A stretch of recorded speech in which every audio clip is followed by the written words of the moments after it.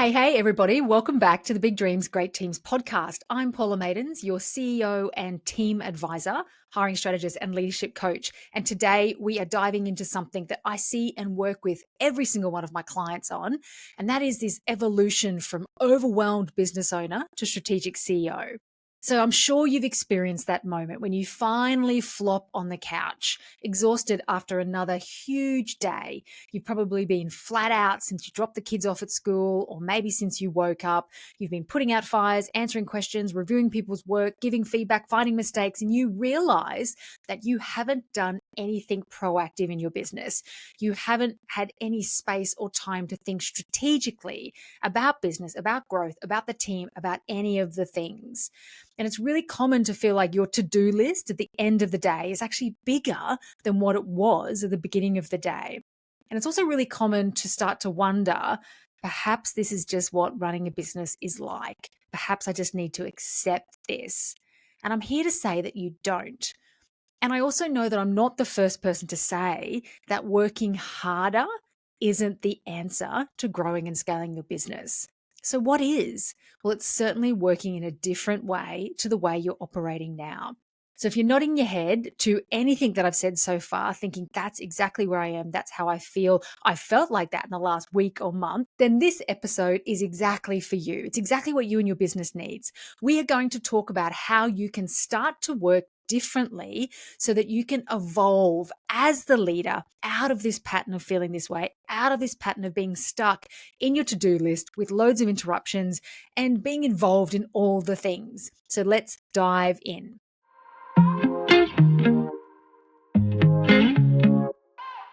Now, let me ask you this. When was the last time that you had a full day to think strategically about your business or switch off from your business? Now, I know it's the beginning of the year, so perhaps you have been involved in some sort of strategic planning session, or maybe you've been to a workshop or something like that. So maybe you have had the time, in which case that's awesome. Think back to the time before that. How often do you get a couple of hours or maybe even a whole day to think strategically about your business? And how often do you get time to rest away from your business and completely switch off from your business?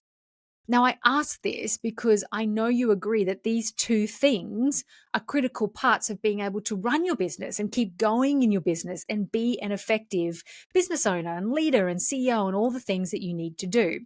But if you're struggling to remember when the last time was, then you're not alone. Because the thing is that most business owners don't get time in their days, in their weeks to be strategic. So now if we think back to when we started our business, that most people, and I'm sure you did too, you start out doing everything yourself. And why wouldn't you? You're good at what you do, you care about quality, and let's be honest, in the beginning, it's completely makes sense to be hands-on. It's cost effective, it's highly appropriate, and it just makes sense. But here's what happens from there. Your business grows, you hire a few people to help you, and somehow you end up busier than before. And instead of doing all the work, you're being interrupted with the people who are doing the work to answer questions about how they can do the work, to review the work they've done, to give them feedback on the things they've done. And suddenly you're busier than ever. And I can completely relate to this. Having started 3 businesses in the last 14 years, I have been there in every single one of those businesses. It's a stage. And sometimes it's a stage that you think you've moved on from, and then something changes, somebody leaves, something changes, and you can find yourself back there again. So the key here is to know that it's a stage, and it's not somewhere where you want to stay, nor is it somewhere you should stay. So if you've been having those thoughts, perhaps I just need to accept this. Every business owner I know is really, really busy. This is normal. No, it's a stage. And if you are there now, don't resign yourself to this is life, this is where I need to be, this is what it's like.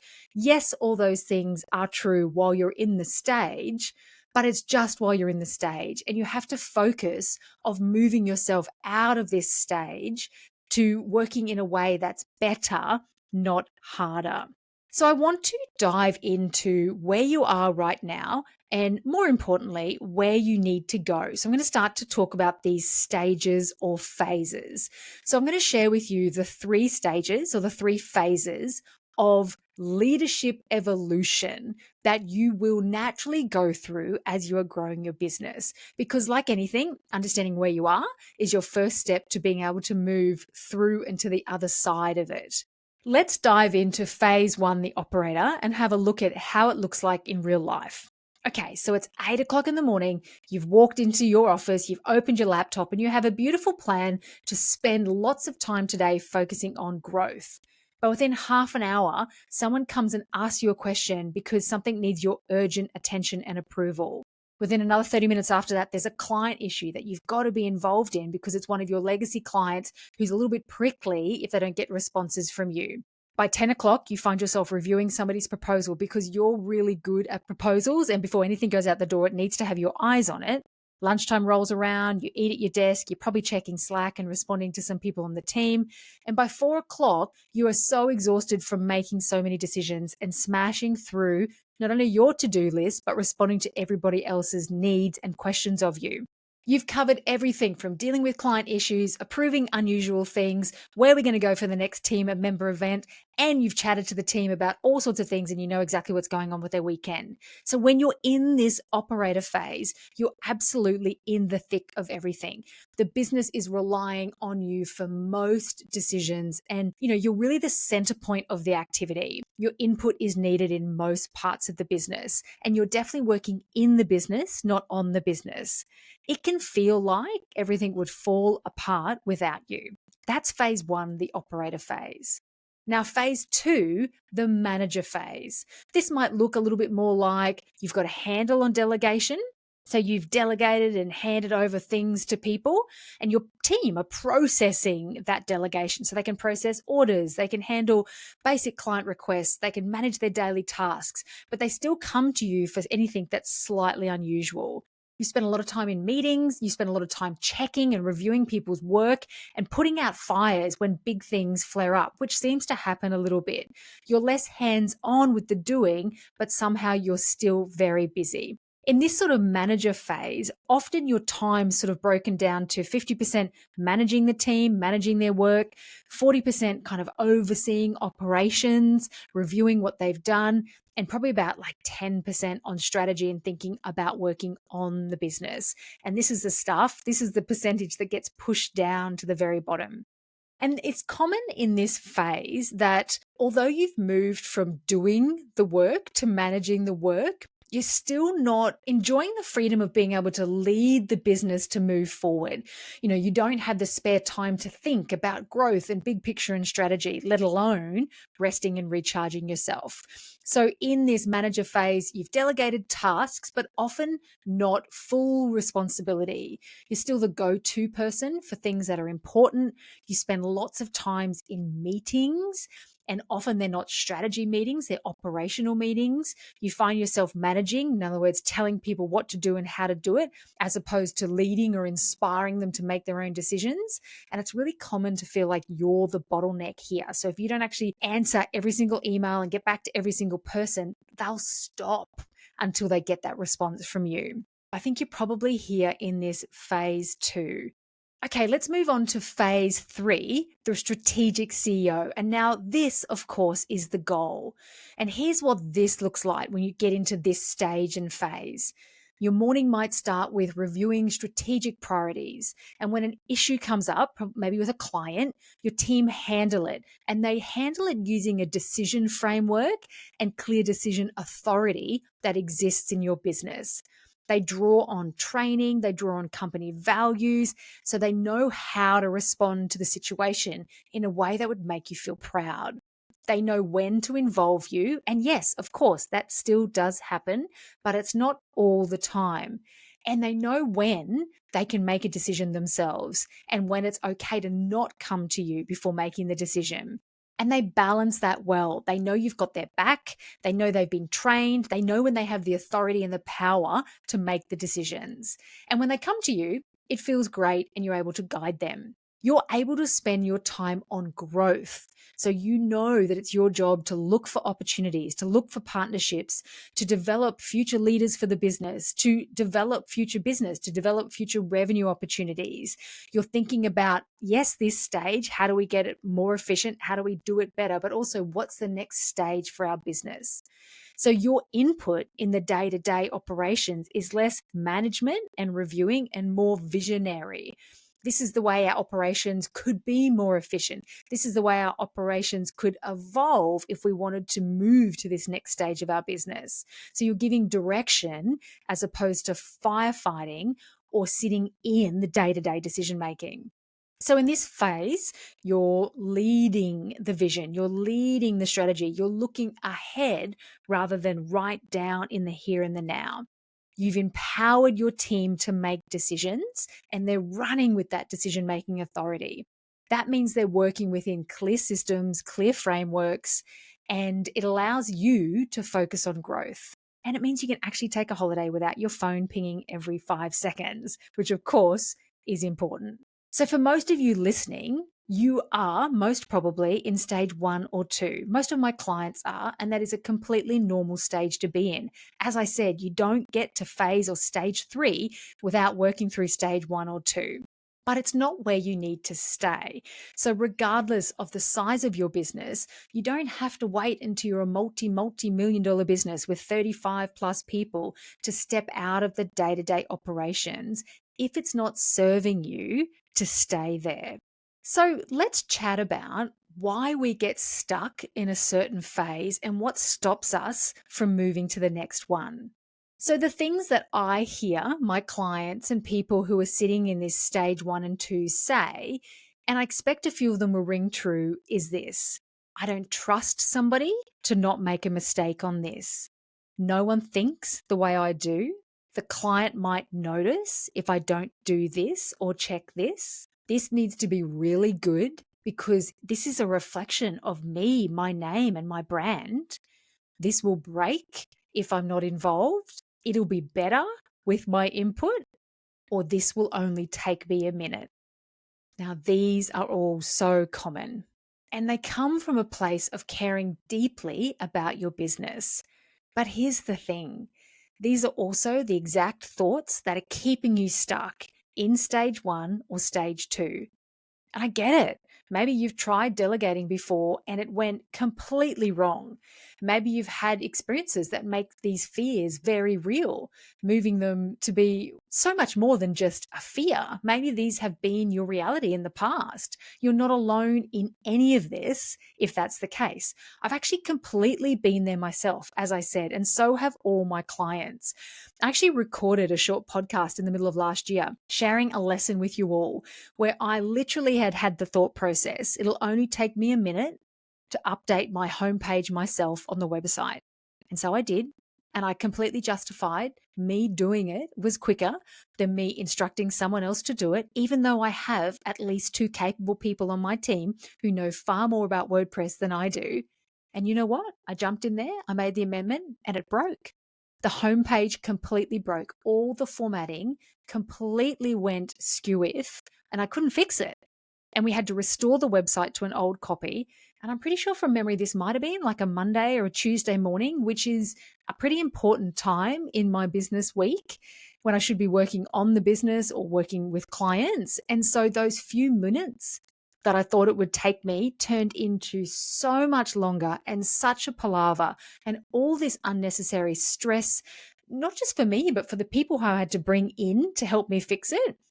And frankly, I should have known better. Like, I'm a leadership coach after all. So know that I'm not saying any of this from a place of judgment. I'm saying this from a place of deep, complete understanding that these thoughts that we have, including it's quicker for me to do it myself, is a trap.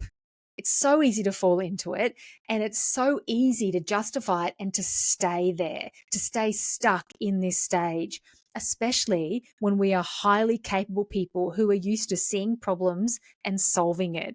And that is the attribute, I guess, that underpins every single person who starts a business. So I know that you're a highly capable person too.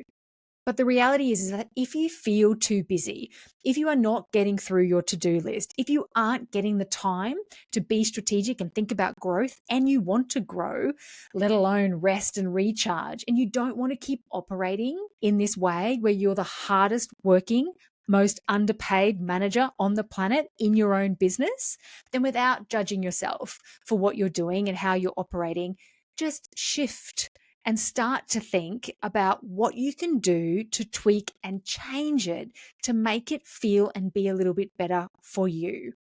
And that is looking at how do we get out of this stage and into the next more spacious stage of business, which is there waiting for you as you move through. So let's talk about this evolution in the way you operate as a leader. And it's the evolution that your business needs you to embark on. So, this is why I developed a framework that I call Empower. And that is to move you from overwhelmed to strategic. And it's not about working harder, and it's not even about working smarter.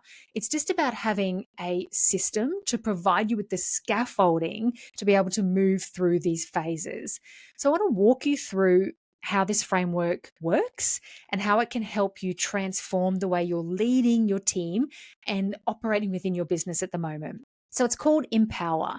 And the first stage is E for evaluate. So this is about learning to make confident, clear-headed decisions using a strategic decision matrix. So imagine having complete clarity about which decisions in your business you need to be involved in and which ones your team can handle without you. And no more second guessing and no more unnecessary interruptions. That's E for evaluate. So next we have M for motivate. And this is where we focus on driving your team's performance through effective feedback systems. Because let's be honest, if you're going to step back, you need to know that your team is stepping up. And so you need to create the right environment so they can thrive. They need to know exactly what they can do, how you want it done, and they need to get really great feedback from you along the way. P is for prioritize, and this is where you work on mastering both your time and your energy management. So, what should you be doing? When should you be doing? And making sure that you're spending your precious resource, which is time, in a very clear, strategic, intentional, and boundaried way. O is for organize, and this is where we create systems that can scale across your business without increasing the overwhelm. So, frameworks, processes, and structures that will support the team to make decisions and to know what they need to do when you're not there. W is for witness. Now, this is my get curious, not furious approach that I'm sure you've heard me talk about before. And this is instead of jumping in to fix everything, getting annoyed, and just putting a band-aid, actually learning to pause, ask questions, and work out, why did this happen and how do we prevent it from happening again? E is for enable.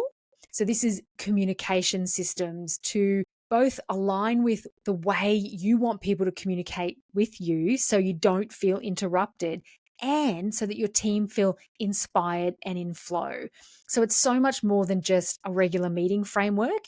It's about creating a flow of information so everybody can deep dive into the important stuff. No one feels interrupted, but people feel supported at the same time so that if they have a question or if they get stuck, they know what to do and when to ask the question. And finally, R for release. So this is about mastering the art of delegation to really empower your team as much as you can. And this is where it all comes together, where you get to truly step into your role, knowing your team are owning their role, they're empowered, they're doing things the way you want them to do it, and you get some space back to be strategic and to think. So empower, EMPOWER. Evaluate, motivate, prioritize, organize, witness, enable, and release. So let me share with you a little bit of a story from a client about what this looked like in real life. So this will bring it to life for you. So I had a client who was running a successful service-based business, and it was really successful, which meant that she was really busy. When we first started working together, she was exactly where I'm sure many of you are right now. And one of the things that she shared with me was that she often found herself working at her kids' swimming lessons. Instead of watching those precious moments, she was grabbing that moment and trying to finalize her day and get the last few things done, maybe frantically responding to messages on her phone, or perhaps she had her laptop open. Because of the busyness of her business and the way the business had grown, she was, drowning in interruptions, questions, an endless to-do list, directing the team, answering the team, reviewing their work, doing her own work. It just completely felt never ending. And I'm sure that you can relate to that. So during our first session, I asked her what a balanced life would look like for her. What's the ideal balance between work and life for her? And you know what she said? She said, I'd like to be able to just close my laptop for swimming lessons. And that really landed with me because it's so relatable, isn't it? I've heard so many people say things like this. I work through my child's tutoring lesson.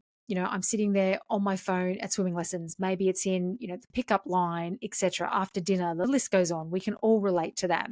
So this client and I, we got to work. We dug deep into firstly, why she was being interrupted so much.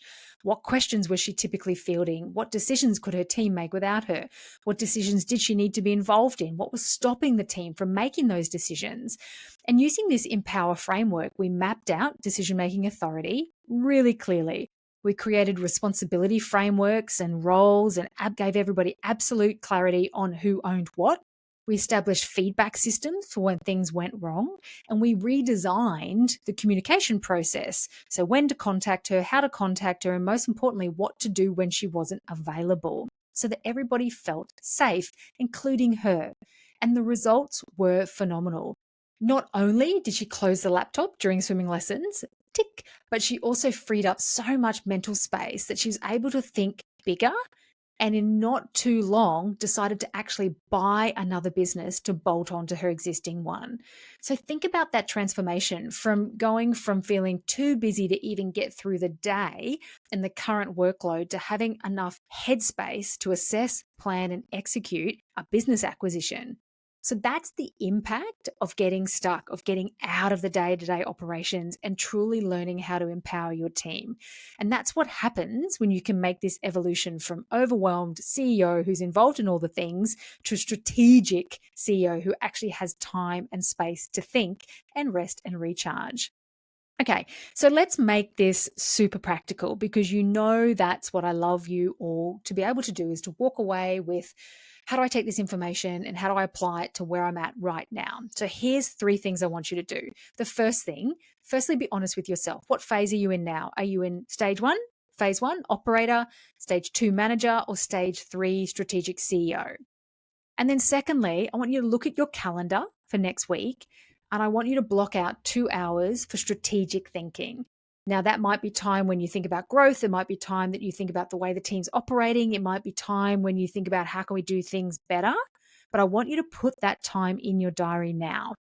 And then the third thing I want you to do, so I want you to stop and literally pause this. And I want you to write a list of all the decisions that you've made in your business in the last 24 hours. So write down all the little and big things that you have had to decide about. So maybe somebody's come to you and asked a question, you've given them confirmation, you've reviewed something, you've approved something, somebody came to you, you paid an invoice, etc., etc. So write it all down. And this might take you 15, 20, 30 minutes. Maybe check your emails, your Slack messages. These are great places to prompt this reality. So once you've got your list, I want you to spend 10 minutes just looking at the list and putting a tick or a cross next to which ones you potentially didn't need to be involved in. So put a cross next to those ones. So of all the decisions that you made in your business in the last 24 hours, which ones did you not need to be involved in? So that is your roadmap. That is your starting point for change. Starting to think about, why did they come to me? What information were they lacking that made them come to me? Did they not know they could make this decision? Did they not know how to make this decision? How can I help them to make this decision, etc.? That's your starting point. Because here's the thing, your business needs you to make this evolution, and your team needs you to do it too. And honestly, if you want to stay in business for a long time and this to be sustainable, then your body and your heart and your soul needs it as well. So, as always, if you want to make this shift and you want some support to move through this evolution, that's 100% what I'm here to do. I am working on a new group program. So, if you're interested in moving through this process with peers, let me know. We'll pop you on the wait list. Or, of course, if you would like to work with me privately, then I would love to do that. We deep dive into the practicalities of what's going on. What are the frameworks we need to put in place? What are the decision-making authority we need to hand over? How can we do it? What's stopping you? All those sorts of things. That's what I do in my private clients. So head over to paulamaidens.com, dive in and book a Dream Team Discovery call. Or if you're interested in the sound of the group program or you want to just learn some more about that, send me an email. I can send you more information. I've got a brochure ready to go. And you can just hit me up at paulamaidens.com at any time. Okay, that is it for today. I know it's been a juicy big episode, so thank you for hanging around. I hope you have a great week. I'll be back in your earbuds in a couple of weeks' time, and until then, have fun.